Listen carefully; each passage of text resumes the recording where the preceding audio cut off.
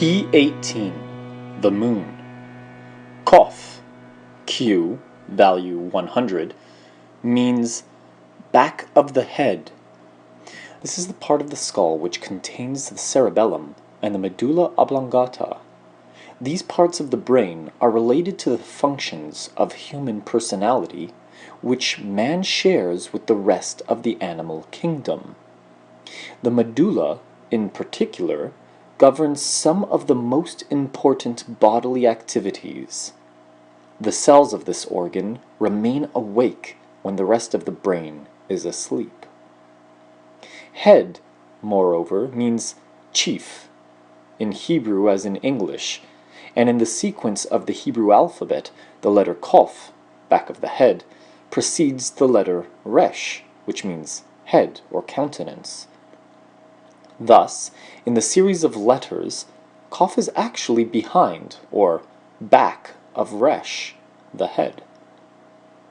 Kof, therefore, represents what comes before the dominion and rulership of which the word head is a symbol.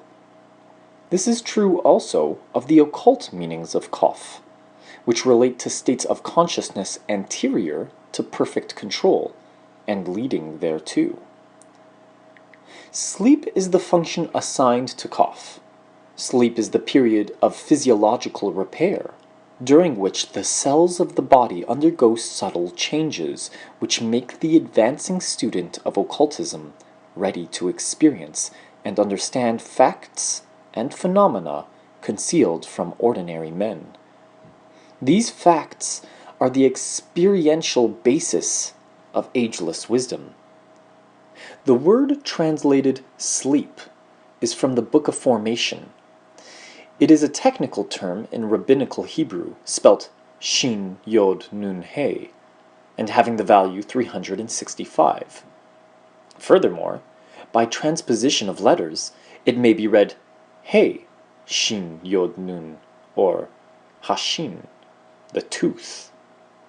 Thus, it is a word whose number, like the Greek abraxas, which also adds to 365, may be a mystery term relating to the number of days and to the number of eons ruling the year. It also hints at a correspondence to the holy letter Shin. South below, the direction attributed to Kof, corresponds to the lower line on the southern face of the cube of space. This line connects the lower end of the line southwest to the lower end of the line southeast. It is the line of junction between the southern face of the cube, key 19, and the lower face, key 2.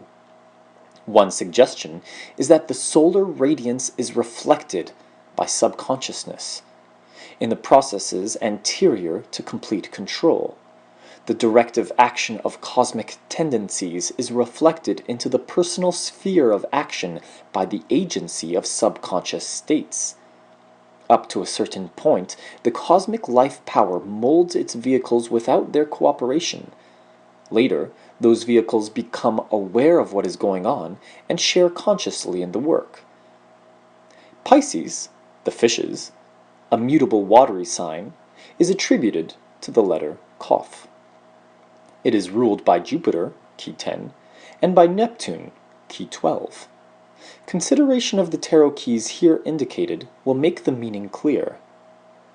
The processes we are now learning about are the direct outcome of the wheels within wheels, of the interlocking cycles and rotations of cosmic activities.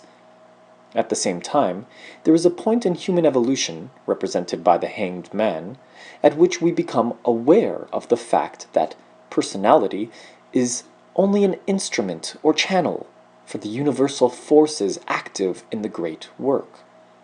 This awareness is also part of the developmental process represented by the symbolism of Key 18. It is also related to the sign Pisces because that sign governs the feet of man. And because feet are the pathmakers, Pisces relates to that way of which the beginning is found when meditation reveals the, quote, star of the soul, end quote. Venus is said to be exalted in Pisces. That is to say, What the Empress symbolizes reaches its highest expression in this sign, and therefore in the process occultly corresponding to it. Thus, we may expect to find that imagination plays an important part in the activities now under consideration. The color corresponding to Pisces is violet-red. The musical tone is B, natural. Corporal intelligence means body consciousness, that is, the aggregate intelligence of the cells of the body. The root of the word translated corporal is a Hebrew verb meaning to reign upon. And we shall find an indication of this in the symbolism of key 18. The number 18 is 9 by reduction. The hermit is the goal of the path shown in this picture. With him, we are united, according to occult teaching, whenever we experience dreamless sleep. Profound sleep is the state in which personal consciousness is perfectly joined to the real I am. The moon symbolizes the reflected light of subconsciousness. The drops of light falling from it correspond to the implication that corporal is related to rain. There are 18 Hebrew yods, corresponding to the number of the key. In the rider pack, the number is 15, which somewhat confuses the symbolism. The number 18 is the value of the Hebrew noun cheth yod, chai, signifying life. Thus the falling yods refer to the descent of the life force from above into the conditions of corporal existence. The pool below is the same as that shown in the 14th and 17th keys. It is the great deep of cosmic mind stuff, out of which emerges the dry land of physical manifestation. From it all organic life proceeds. The pool also refers to the 9th of the Kabbalistic Sephiroth, Yesod, which is known as the sphere of the moon, and is the seat of the vital soul, manifested in man as the automatic consciousness, generally referred to in this book as subconsciousness. The shellfish climbing from the pool is a symbol of the early stages of conscious unfoldment. In these first developments of consciousness, the individual seems to be isolated from the rest of nature. In a certain aspect of tarot, related to Egyptian occult doctrines, the shellfish symbolizes the god Khepra. The path rising and falling has been worn by the feet, Pisces, of those who have traveled this way before.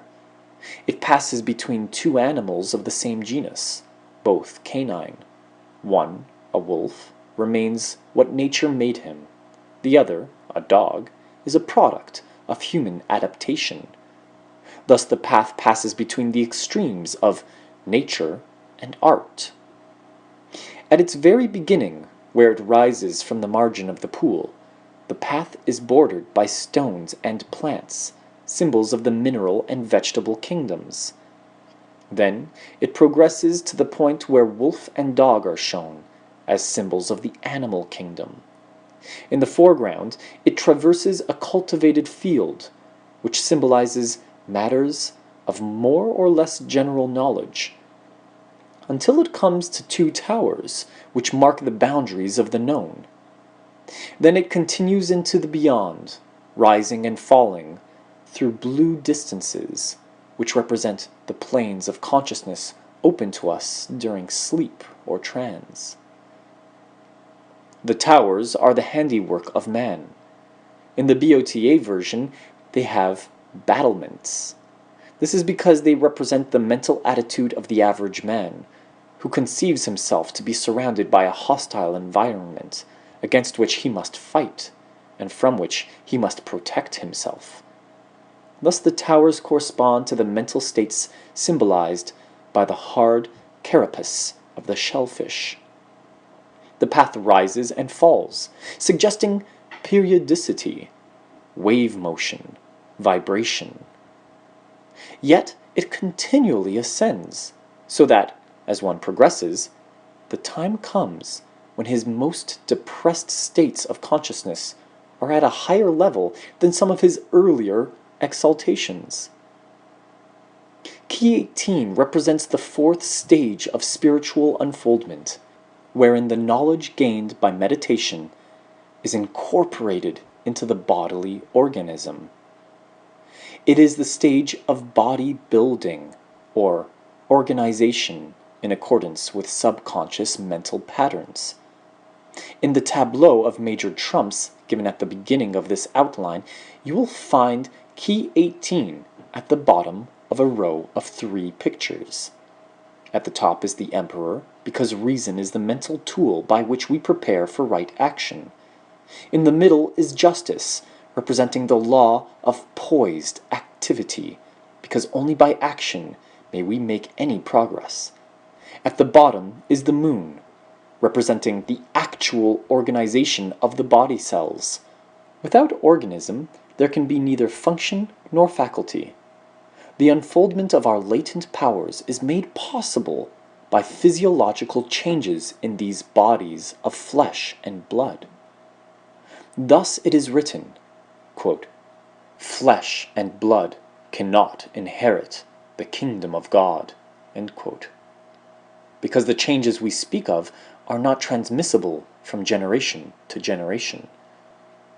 Nature gives us the wild body. Art must perfect it. Yet a flesh and blood body is the necessary vehicle for mastery as expressed here on the physical plane.